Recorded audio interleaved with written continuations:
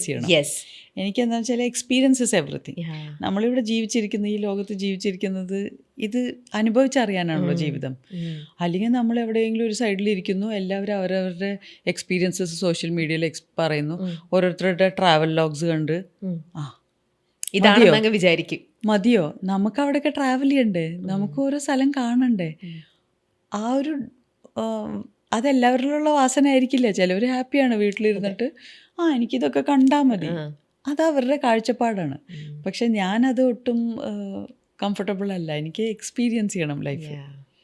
അങ്ങനെ എക്സ്പ്ലോർ ചെയ്ത് ആ ഒരു സ്പിരിച്വൽ സൈഡും അതെന്താണെന്ന് മനസ്സിലാക്കിയെടുത്തു അല്ലേ. ഞാൻ ഹിമാലയത്തിലൊക്കെ പോയിട്ടുണ്ടല്ലോ, അപ്പം പ്രണവിന്റെ കൂടെ പോയി ലാലേട്ടൻ അങ്ങനെ ഇല്ലില്ല, അന്ന് നിങ്ങൾ ആ ഒരു മൂവിക്ക് അത് ശേഷം കഴിഞ്ഞിട്ടാണ്. ഇപ്പം ആക്ച്വലി അത് വളരെ സൈമിൾട്ടേനിയസ്ലി സംഭവിച്ചൊരു കാര്യം മാത്രമാണ്. ഞങ്ങൾ ആദി എന്ന് പറഞ്ഞ പടം ഷൂട്ട് ചെയ്തു. എനിക്ക് തോന്നുന്നു ആ പടം കഴിഞ്ഞ ഉടനെ പ്രണവ് ഋഷികേശിലോ എവിടെയോ പോയിരുന്നു. ഞാനത് കഴിഞ്ഞ് അറൗണ്ട് 1 month എന്തോ കഴിഞ്ഞപ്പോൾ ഞാൻ നേപ്പാളിലേക്കാണ് പോയത്. ഞാൻ ഹിമാലയത്തോട്ടാണ് പോയത്. പ്രണവ് പോയത് ഋഷികേശൊക്കെ ആയിരുന്നു തോന്നുന്നു. അപ്പോൾ ഞങ്ങൾ ഒരിക്കലും ഒരുമിച്ച് ട്രാവൽ ചെയ്തിട്ടേ ഇല്ല. ഞാൻ ആകെ ആദി എന്ന് പറഞ്ഞ സിനിമയിൽ മാത്രം വർക്ക് ചെയ്തിട്ടുള്ളൂ. പ്രണവിനെ അല്ലെങ്കിൽ പരിചയമില്ല. അന്ന് അത് കഴിഞ്ഞ് കഴിഞ്ഞപ്പോൾ നിങ്ങൾ രണ്ടുപേരും പക്ഷെ പോയപ്പോൾ പറഞ്ഞു കേട്ടത് നിങ്ങൾ ഒരുമിച്ച്, അതിപ്പം പ്രണവിനും ഇതിലൊക്കെ ഇൻട്രസ്റ്റ് ഉള്ള ഒരാളാണല്ലോ, അപ്പൊ നിങ്ങൾ രണ്ടുപേരും അപ്പൊ ഒരുമിച്ച് അങ്ങനെ പോയി എന്നാണ് അന്ന് അങ്ങനെ കേട്ടത്. ഏകദേശം ഒരേ സമയത്തായിരുന്നു ഈ യാത്രകളൊക്കെ. ഓക്കെ. ലാലേട്ടനും ഈ പറയുന്ന പോലെ സ്പിരിച്വാലിറ്റിയിലൊക്കെ വിശ്വസിക്കുന്ന, ഫോളോ ചെയ്യുന്ന ഒരു വ്യക്തിത്വം കൂടെയാണ്. അപ്പൊ അദ്ദേഹത്തിന്റെ കൂടെ ഷൂട്ടിംഗ് ചെയ്തിരുന്ന സമയത്ത് നിങ്ങളുടെ ഇടയിൽ ഇതൊരു കോമൺ ടോക്കായിട്ട് വന്നിട്ടുണ്ടാവില്ലേ? അതെ, അങ്ങനെയാണ് ഇപ്പോൾ ഞാൻ പറഞ്ഞത് ലാലേട്ടൻ എൻ്റെ ഒരു ഗുരുസ്ഥാനത്തുള്ള ആളാണെന്ന് പറയാൻ കാരണം, ഇപ്പോൾ DC ബുക്സ് മലയാളത്തിൽ ദൈവത്തിൻ്റെ ആത്മകഥ ഇറക്കിയതിൽ ലാലേട്ടനാണ് ഫോർവേഡ് എഴുതിയിരിക്കുന്നത് ബുക്കിന്. ആമുഖം എഴുതിയിട്ടുള്ളത് ലാലേട്ടനാണ്. അതിൻ്റെ കാര്യം ഇത് തന്നെയാണ്. ഞങ്ങൾ ഭഗവാൻ എന്ന് പറയുന്നൊരു പടം, ഒരു ഗിന്നസ് റെക്കോർഡിന് വേണ്ടി ഒരു പടം ചെയ്തിട്ടുണ്ടായിരുന്നു. 24 hours ഒരു ഫിലിം ഷൂട്ട് ചെയ്യുന്ന ഒരു എക്സ്പെരിമെൻറ്റ്. അപ്പോൾ ആ പടത്തിൻ്റെ ലൊക്കേഷനിൽ വെച്ചിട്ട് ലാലേട്ടൻ എന്നോട് ഈ വിഗ്യാൻ ഭൈരവ് തന്ത്ര എന്ന് പറയുന്നൊരു ബുക്ക് റെക്കമെൻഡ് ചെയ്യും. ഞാൻ അത് വായിച്ച് പഠിച്ച് അതിൽ 112 മെഡിറ്റേഷൻ ടെക്നിക്സ് ആണ്. ഞാൻ ആ 112 മെഡിറ്റേഷൻ ടെക്നിക്സ് ചെയ്തത് ഓവർ 2.5 years ആണ്. ആ ബുക്ക് തുടങ്ങി 2.5 വർഷം കണ്ടിന്യൂസ്ലി ആ ബുക്കുമായിട്ടാണ് ട്രാവൽ ചെയ്തത്. അപ്പോൾ ആ ബുക്കാണ് ശരിക്കും പറഞ്ഞാൽ എൻ്റെ സ്പിരിച്വൽ ക്വസ്റ്റിന് ഒരു ഭയങ്കര ഡെഫിനിഷൻ കൊടുത്തത്. അതുവരെ വളരെ വേഗമായിട്ട് അന്വേഷിച്ചുകൊണ്ടിരിക്കുകയാണ്. ഇതൊരു കറക്റ്റ് വഴി കാണിച്ചു തന്നു. 112 വഴികൾ കാണിച്ചു തന്നു. ആ 112 എനിക്ക് എക്സാക്ട്ലി അനുയോജ്യമായ വഴി പിന്നെ തുടർന്ന് ഒരു ക്ലാരിറ്റി വരെ എത്തി. ഒരുപക്ഷെ ലാലേട്ടൻ ആ ഒരു കാര്യത്തിൽ ഇൻഫ്ലുവൻസ് ചെയ്തിട്ടുണ്ടാവുമല്ലോ, ഹൗ ഹി ഡീൽസ് വിത്ത് ഈ ഒരു സ്പിരിച്വാലിറ്റി അല്ലെങ്കിൽ ഇങ്ങനത്തെ ഒരു ക്രിയേറ്റീവ് സൈഡ്, ആർട്ട് ഫോം. നിങ്ങൾ സംസാരിക്കുമ്പോൾ നിങ്ങൾക്ക് കോമൺ ആയിട്ട് റിലേറ്റ് ചെയ്യാൻ പറ്റുന്ന പല കാര്യങ്ങൾ അങ്ങനെയൊന്നും ഇല്ല? ലാലേട്ടൻ ഒട്ടും സ്പിരിച്വാലിറ്റി സംസാരിക്കുന്ന ഒരാളെ അല്ല. ഇപ്പോഴാണെന്ന് തോന്നുന്നു, ഈ ഇടയ്ക്കാണ് പിന്നെയും കുറച്ച് എന്തെങ്കിലും സ്പിരിച്വാലിറ്റിയെ പറ്റി പറയുന്നതും ഒക്കെ അങ്ങനെ. പക്ഷെ നമ്മളൊക്കെ സെറ്റിലൊക്കെ കണ്ടാൽ ലാലേട്ടൻ എന്തെങ്കിലും വളരെ ലൈറ്റായിട്ടുള്ള തമാശയൊക്കെ പറഞ്ഞ് അങ്ങ് വളരെ ലൈറ്റായിട്ട് സംസാരിക്കുന്ന കൂട്ടത്തിലാണ്. ആ സമയത്ത് അവിടെയുള്ള എന്തെങ്കിലും ഒരു കാഷ്വൽ ടോക്കേ ഉള്ളൂ. സീരിയസ് ആയിട്ടുള്ള ഡിസ്കഷൻസിനൊന്നും ഒരിക്കലും ലാലേട്ടനെ കിട്ടില്ല. ബിക്കോസ് ഹീ ഡസൻറ്റ്, മിക്ക ആൾക്കാരും ഞാൻ പറഞ്ഞില്ലേ, എല്ലാവരുടെയും ഏറ്റവും പ്രൈവറ്റ് ആയിട്ടുള്ള കാര്യമാണ് അവരുടെ സ്പിരിച്വൽ ജേർണി. അപ്പോൾ അതാരും അങ്ങനെ യൂഷ്വലി ഷെയർ ചെയ്യാറില്ല. എന്നോട് ജസ്റ്റ് ഈ ബുക്കൊന്ന് റെക്കമെൻഡ് ചെയ്ത് പോയിന്നേ ഉള്ളൂ, അല്ലാതെ സ്പിരിച്വാലിറ്റി ഒന്നും ഒരിക്കലും ലാലേട്ടനായിട്ട് ഡിസ്കസ് ചെയ്തിട്ടില്ല. ഇല്ല, കാരണം കോമൺ, നിങ്ങൾക്ക് ഇടയിൽ ഒരു കോമൺ ഒരു ടോപ്പിക് ആണല്ലോ. പക്ഷെ അത് കോമണേ അല്ലല്ലോ. നമ്മുടെ സ്പിരിച്വാലിറ്റി ഭയങ്കര ഡിഫറെൻ്റ് ആയിരിക്കും. എന്ന് വെച്ചാൽ എല്ലാവരുടെയും കാഴ്ചപ്പാടുകൾ അതിനെപ്പറ്റിയാണ് ലാലേട്ടൻ എഴുതിയിട്ടുള്ളത് ആ ഫോർവേഡിൽ, ബുക്കിൻ്റെ ഫോർവേഡിന്. അതിന് ഭയങ്കര നന്ദിയുണ്ട് എനിക്ക്. It's such A great thing that Lalettan forward എഴുതുന്നു. അതിൽ പറഞ്ഞിട്ടുള്ളതും ഇത് തന്നെയാണ്. എല്ലാവരുടെ കാഴ്ചപ്പാടുകളാണ് അവരുടെ സ്പിരിച്വൽ ജേർണി, അവരുടെ ലോകം തന്നെ. അപ്പോൾ നമുക്കൊരിക്കലും കമ്പയർ ചെയ്യാനോ കോൺട്രാസ്റ്റ് ചെയ്യാനോ അത് ഡിസ്കസ് ചെയ്യാനോ പോലുള്ള ഒന്നും ഒരു ഗ്രൗണ്ടും ഇല്ല. ഈ സ്പിരിച്വാലിറ്റിയിലേക്ക് ഇങ്ങനെ പോയി, അല്ലെങ്കിൽ അതിൽ അത്രയും ഡെഡിക്കേറ്റഡ് ആയിട്ട് അതിനെക്കുറിച്ച് മനസ്സിലാക്കാൻ എടുത്ത ടൈം എന്നൊക്കെ പറഞ്ഞില്ലേ, ആ സമയത്ത് കംപ്ലീറ്റ് ആയിട്ട് ഈ ആർട്ട് ഫോം ഇത് ഒരുമിച്ച് ബാലൻസ് ചെയ്യാൻ പറ്റിയിരുന്നോ? പറ്റിയിട്ടുണ്ടെന്നാണ് എൻ്റെ വിശ്വാസം. അതുകൊണ്ട് ഇത്രയും 175 സിനിമയിലൂടെ അഭിനയിച്ചു, കുറെ അവാർഡുകൾ കിട്ടി. അല്ല അതോടൊപ്പം സ്പിരിച്വാലിറ്റിയും പക്ഷേ ഒരുമിച്ച് പോയി. ആ സ്പിരിച്വാലിറ്റിയിൽ നമ്മൾ ഇത്രയും ഇൻറ്റൻസീവായിട്ട് നിൽക്കുമ്പോൾ അതിലുള്ള അതെങ്ങനെ ഹാൻഡിൽ ചെയ്തെന്നുള്ളൂ. ഇതൊരു ആർട്ട് സൈഡാണ്, ക്രിയേറ്റീവ് സൈഡാണ്. മറ്റേത് നമ്മുടെ മൈൻഡിനെ വേറെ തന്നെ ഒരു ലോകത്തേക്ക് നമ്മൾ കൊണ്ടുപോവാണ്. സോ അതെങ്ങനെയാണ് ബാലൻസ് ചെയ്ത്? ഞാനിപ്പോൾ ഒരു IT ഫീൽഡിലാണ് വർക്ക് ചെയ്തിരുന്നെങ്കിൽ ചെയ്യാൻ പറ്റില്ലായിരുന്നു. വേറെ സ്പിരിച്വാലിറ്റിയും ആർട്ടും അബ്സല്യൂട്ട്ലി ബ്ലെൻഡബിൾ ആണ്. ബിക്കോസ് നമ്മുടെ സ്പിരിച്വൽ ജേർണിയിലുള്ള പക്വതയാണ് നമ്മുടെ ക്യാരക്ടേഴ്സിൽ കാണുന്ന ആ പക്വതയും വ്യത്യാസവും. നമ്മുടെ സ്പിരിച്വാലിറ്റിയിലുള്ള നമ്മുടെ അറിവും ഡെപ്തുമാണ് നമ്മുടെ ക്യാരക്ടേഴ്സിൻ്റെ ഡെപ്ത്. നമ്മുടെ സ്പിരിച്വൽ ലേണിങ്ങും അണ്ടർസ്റ്റാൻഡിങ്ങിൽ നിന്നാണ് സൈക്കോളജിയുടെ പഠനത്തിൽ നിന്ന് കിട്ടിയ ഇൻഫർമേഷനും എല്ലാമാണ് ഈ ക്യാരക്ടർ റോൾസിൽ നമ്മൾ പ്ലേസ് ചെയ്യുന്നത്. അതുകൊണ്ടാണ് ഇത്രയും വെറൈറ്റി തേടി പോകുന്നത് ക്യാരക്ടേഴ്സിൽ. ആ ക്യാരക്ടേഴ്സിൻ്റെ വെറൈറ്റിയിൽ നമ്മൾ കൊണ്ടുവരുന്ന ഇൻഗ്രീഡിയൻസ് എല്ലാം സ്പിരിച്വാലിറ്റിയിൽ നിന്നും സൈക്കോളജിയിൽ നിന്നുമാണ്. റിയൽ ലൈഫിൽ നിന്നല്ല. ഞാൻ ഈ പറഞ്ഞ കാര്യങ്ങളൊന്നും റിയൽ ലൈഫിൽ ചെയ്തിട്ടില്ല. ഞാൻ പോലീസുകാരെ പോയി പഠിച്ചിട്ടല്ല പോലീസായിട്ട് അഭിനയിക്കുന്നത്. ഞാൻ ഡോക്ടർമാരുടെ ഇടയിൽ നടന്നുകൊണ്ടല്ല ഡോക്ടറിൻ്റെ റോൾ ചെയ്യുന്നത്. ഇപ്പോൾ ചവറുവർക്കികളുടെ കൂടെ പോയി ജീവിച്ചിട്ടല്ല ചവറുവർക്കിയായിട്ട് അഭിനയിക്കുന്നത്. അത് നമ്മുടെ ഉള്ളിൽ നിന്ന് ടാപ്പ് ചെയ്ത് നമ്മുടെ സ്പിരിച്വാലിറ്റിയും സൈക്കോളജിയും ഒക്കെ കൂടെ അപ്ലൈ ചെയ്തിട്ടാണ് ആ ക്യാരക്ടേഴ്സ് പ്ലേ ചെയ്യുന്നത്.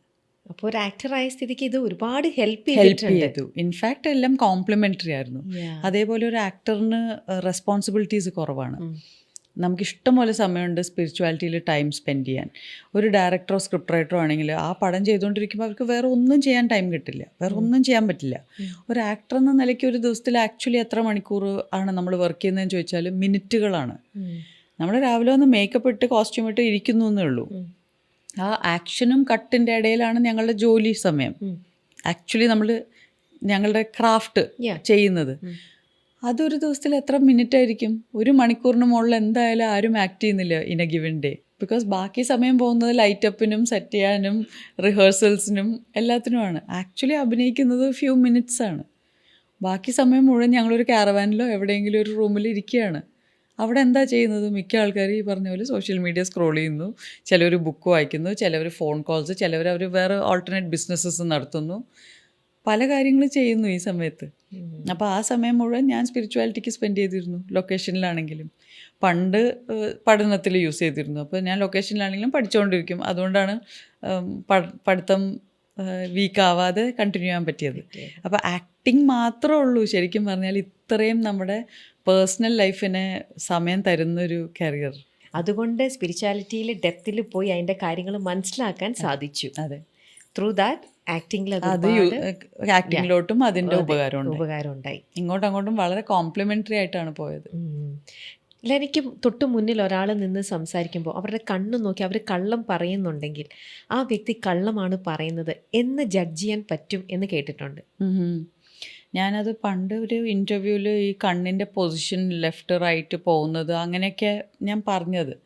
പക്ഷെ ഞാനിപ്പോൾ ആലോചിക്കുന്നത് ഞാൻ ആക്ച്വലി അത്ര ന്യൂറോ ലിംഗ്വിസ്റ്റിക് പ്രോഗ്രാമിങ്ങോ ആൾക്കാരുടെ കണ്ണിൻ്റെ പോക്കൊന്നും ബേസ് ചെയ്തിട്ടല്ല ഞാൻ വിലയിരുത്തുന്നത് കള്ളം പറയാണോ സത്യം പറയാണോ. എനിക്ക് എൻ്റെ ഉള്ളിൽ അറിയാം, ഒരു ഇൻറ്റ്യൂട്ടീവ് ഫീലിംഗ് ആണ്.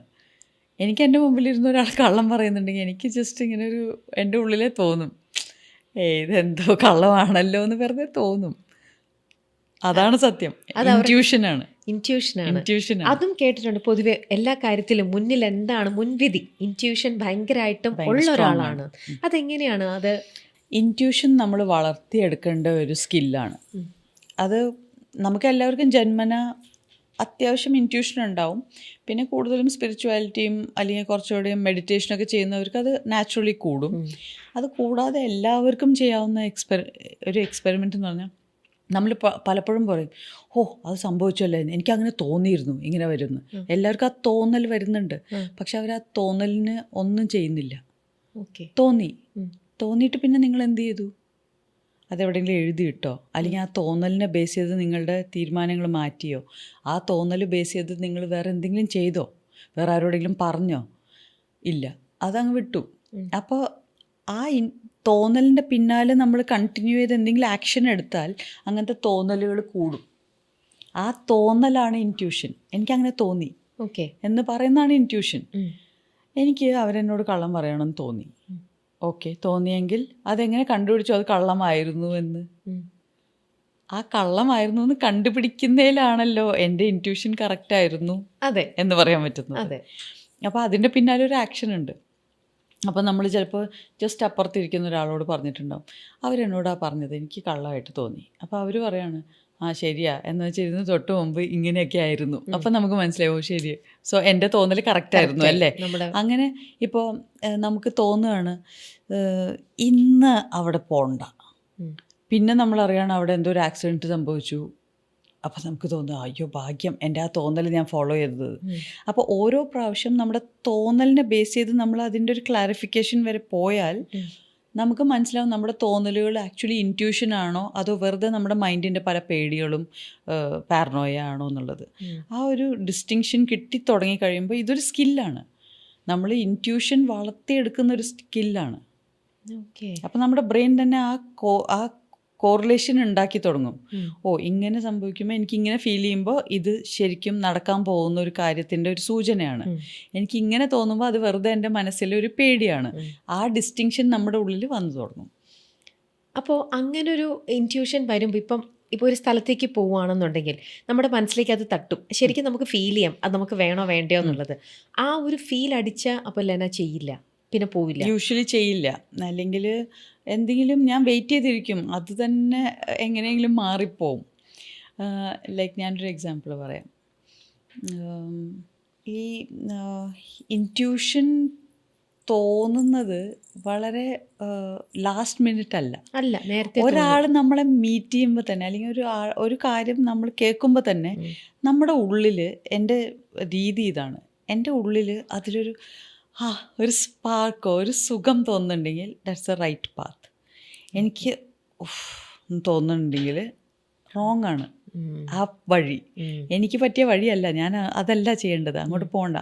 ഇപ്പോൾ പലപ്പോഴും ഇപ്പോൾ ഒരു സിനിമ കഥ കേട്ടു, ചിലപ്പോൾ ഭയങ്കര രസമുള്ളൊരു സിനിമ കഥയായിരിക്കാം, പക്ഷെ ആ പറയുന്ന ആളുടെ ടോണിൽ എനിക്കറിയാം നല്ല കഥയാണെങ്കിലും ഇവർക്കത് എടുത്ത് ഇതുപോലെ ഫലിപ്പിക്കാനുള്ളൊരു കപ്പാസിറ്റി ഇല്ല. അത് കുറേ സിനിമകൾ അതുപോലെ എക്സ്പീരിയൻസ് ചെയ്തിട്ടുള്ളതുകൊണ്ടാണ്. ദാറ്റ് പറഞ്ഞു വരുമ്പോൾ കഥ പറയാൻ ചിലവർ മിടുക്കന്മാരാണ്, അതെ, അതെടുക്കാൻ അവർക്കുള്ള കപ്പാസിറ്റി ഇല്ല. അപ്പോൾ അതൊക്കെ നമുക്ക് പിന്നീട് ഇൻറ്റ്യൂഷനായിട്ട് കേൾക്കുമ്പോൾ തന്നെ നമുക്കൊരു കനം ഫീൽ ചെയ്യും. ഒരു കനം, ഞാനതിന് നല്ലത് ചീത്ത അല്ലെങ്കിൽ ഗുഡ് ബാഡ് എന്നല്ല പറയുന്നത്, ഒരു ഹെവി അല്ലെങ്കിൽ ലൈറ്റ് കോൺസെപ്റ്റാണ്. ഇതെൻ്റെ ഒരു ഫ്രണ്ട് അനുശ്രീയാണ് എന്നെ ആദ്യമായിട്ട് പഠിപ്പിക്കുന്നത്. അവരൊരു എനർജി ഹീലറും ഒക്കെയാണ്. അപ്പോൾ ആ കോൺസെപ്റ്റ് ഭയങ്കര ഈസിയാണ്. എന്ന് വെച്ചാൽ അതിലൊരു ജഡ്ജ്മെൻ്റ് ഇല്ല. ഇന്നത് കേട്ടപ്പോൾ എനിക്ക് ഇത്തിരി ഹെവി ആയിട്ട് തോന്നി, ഒരു ഹാർട്ടിലൊരു ഹെവിനെസ്. അപ്പോൾ it's not right for you, അത് ചെയ്യേണ്ട ഒരു കാര്യമില്ല. ബിക്കോസ് നമ്മൾ പലപ്പോഴും ഹെവി ആയിട്ട് തോന്നിയിട്ട് ഒരു കാര്യം ചെയ്തിട്ട് അത് അറ്റം വരെ എത്തിയപ്പോൾ വിചാരിച്ച പോലെ തന്നെ ഫ്ലോപ്പ് ഷോ ആയി. അപ്പോൾ അത് പല തവണ നമ്മളത് എക്സ്പീരിയൻസ് ചെയ്ത് പ്രാക്ടീസ് ചെയ്ത് കഴിയുമ്പോൾ നമുക്ക് തന്നെ മനസ്സിലാവും, ഇങ്ങനെ തോന്നുമ്പോൾ ഇന്നതിൻ്റെ പിന്നാലെ പോണ്ട, ഇന്നത് തോന്നുമ്പോൾ അത് ചെയ്യുക. So green light red light നമ്മുടെ മുമ്പിൽ കത്തും. പക്ഷേ ഹാവിങ് സെഡ് ദാറ്റ് നമുക്ക് ചില സമയത്ത് ഫോഴ്സ്ഫുള്ളി സം സിറ്റുവേഷൻസ് നമ്മളെ നമുക്കിത് തോന്നിയാലും നമുക്കത് ചെയ്യേണ്ടി വരും. അതിൻ്റെ പേരാണ് പ്രാരാബ്ധ കർമ്മ. അത് നമ്മുടെ പ്രാരാബ്ധങ്ങളാണ്, നമ്മളത് ചെയ്തേ മതിയാവൂ. അത് നമ്മൾ ഇവിടെ നിന്ന് ചെയ്ത് പോയേ പറ്റൂ. അത് എങ്ങനെ അവോയ്ഡ് ചെയ്യാൻ നോക്കിയാലും അതിൻ്റെ വലിപ്പം കൂടുകയുള്ളൂ. അത് കുറച്ച് കോൺഷ്യസ് ആയിട്ട് പിന്നെ ചെയ്യുക. നമുക്കറിയാം അത് ഹെവി ആയിരിക്കും, പക്ഷേ ഹെവി ആയിട്ടുള്ള ഒരു കാര്യത്തിലേക്കാണ് നമ്മൾ കയറുന്നത്. ആ ഹെവിനെസ് കാരണം നമ്മൾ കുറച്ച് ഹെവി വെയിറ്റ് മസിൽ വയ്ക്കും. ഇപ്പോഴും നമുക്ക് ഇത് ആക്ച്വലി ഇൻറ്റ്യൂഷൻസ് ഡെവലപ്പ് ചെയ്തെടുത്തു എന്ന് പറഞ്ഞില്ലേ, അതും ഈ സ്പിരിച്വാലിറ്റിയിൽ ഇത്രയും ഡെഡിക്കേറ്റഡ് ആയി നിന്നതുകൊണ്ട് തന്നെയാണ് അതിൻ്റെ അത് ആക്ച്വലി മെഡിറ്റേഷൻ കാരണമാണ്. നമ്മൾ റെഗുലർലി മെഡിറ്റേഷൻ ചെയ്യുന്ന ഒരാൾക്ക് ഇൻറ്റ്യൂഷൻ ഓട്ടോമാറ്റിക്കലി ഓപ്പൺ ആവും. പക്ഷെ മെഡിറ്റേഷൻ ചെയ്യാത്തവർക്കുള്ള ടൂളാണ് ഞാൻ പറഞ്ഞു തന്നത്. എല്ലാവർക്കും തോന്നലുണ്ട്, എനിക്ക് തോന്നി ഇങ്ങനെ ചെയ്യണ്ട, എനിക്ക് അവിടെ പെട്ടെന്ന് പോകണം തോന്നി, എനിക്ക് ഇന്ന ആളെ ഓർമ്മ വന്നു, അപ്പോൾ തന്നെ ആ ഫോൺ കോൾ വന്നു, എനിക്ക് ഇന്ന ആളെ വിളിക്കണം തോന്നി, ഞാൻ അപ്പോൾ ഇറങ്ങിയപ്പോൾ ഇന്ന ആളെ വരുന്നത് കണ്ടു. ഇതൊക്കെ നമ്മുടെ ആ സബ് കോൺഷ്യസ് മൈൻഡിൽ ഓൾറെഡി ഒരു ലെയറിൽ നടന്നുകൊണ്ടിരിക്കുന്ന കാര്യങ്ങളാണ്. ആ സബ് കോൺഷ്യസിലേക്ക് ഈ കോൺഷ്യസ് മൈൻഡ് കണക്ട് ചെയ്യുന്നതാണ് ഇൻറ്റ്യൂഷൻ. ഓക്കെ. നമ്മൾ ഇതിനെക്കുറിച്ചൊക്കെ ഇപ്പോൾ കുറേ നമ്മൾ സംസാരിച്ചു പോയി. ഇതിനിടയിൽ നമുക്ക് രണ്ടുപേരുടെയും കൂടി പേര് പറയാനുണ്ട്. ഒന്ന് അഭിലാഷ്. അത് ഏറ്റവും ഇത് തോന്നുന്നത് സ്കൂളിൽ നിന്നേ കിട്ടിയ ഒരു ഫ്രണ്ടായിരുന്നു അല്ലേ? 6th മുതൽ കൂടെ കൂട്ടിയ ഒരു ഫ്രണ്ടായിരുന്നു. പിന്നീട് നിങ്ങൾ വേണ്ട എന്ന് വിചാരിച്ച് നിങ്ങൾ സെപ്പറേറ്റ് ചെയ്തപ്പം അവിടെ ഏറ്റവും കൂടുതൽ എല്ലാവരെയും സന്തോഷിപ്പിച്ചതോ അല്ലെങ്കിൽ എല്ലാവർക്കും ഒരു ഇത് തോന്നിയ ഒരു ഷോക്കിംഗ് ഒരു വേറിട്ടൊരു തോന്നിയത് നിങ്ങൾ സെപ്പറേറ്റ് ചെയ്ത രീതിയാണ്. അന്ന് അത് ഏതൊരു മീഡിയയിൽ വായിച്ചതാണ്. ലോയർ തന്നെ വന്നു കഴിഞ്ഞപ്പോൾ നിങ്ങൾ രണ്ടുപേരും ഗുലാബ് ജാമുൻ കഴിച്ച് നിങ്ങൾ അവിടെ പിരിയുന്നു. അപ്പം നിങ്ങൾ നല്ല ഫ്രണ്ട്സിനെ പോലെ പിരിയുന്നു. അപ്പം അതിനെയും ഈ പറയുന്ന പോലെ ഒരു രീതിയിലും ഹെവി ആക്കാതെ ലൈറ്റായിട്ട് നമ്മൾ മറ്റുള്ളവരുടെ ഒരു ഇൻഡിവിജ്വാലിറ്റിനെ നമ്മൾ റെസ്പെക്റ്റ് ചെയ്യാണ്. നിങ്ങൾ മ്യൂച്വലി അത് ചെയ്തു. അത് അന്നേരം അപ്പോൾ ആ ഒരു ഏജിലും എനിക്ക് ഇത്രത്തോളം ഇതിനോടുള്ള ഒരു ഡീപ്പായിട്ടുള്ള ഒരു അറിവോ കാര്യങ്ങളോ സിറ്റുവേഷൻസിന് ഇങ്ങനെ ഹാൻഡിൽ ചെയ്യാൻ പറ്റിയിട്ടുണ്ടായിരുന്നു അല്ലേ? ഉറപ്പായിട്ടും. ബിക്കോസ് ഓൾറെഡി ഈ ലെവൽ ഓഫ് അറിവ് എനിക്ക് 24ാമത്തെ വയസ്സ് മുതലുണ്ട്. അതിനെപ്പറ്റി അങ്ങനെയാണ് ആ first chapter of the book തുടങ്ങുന്നത് അതിൽ നിന്നാണ്.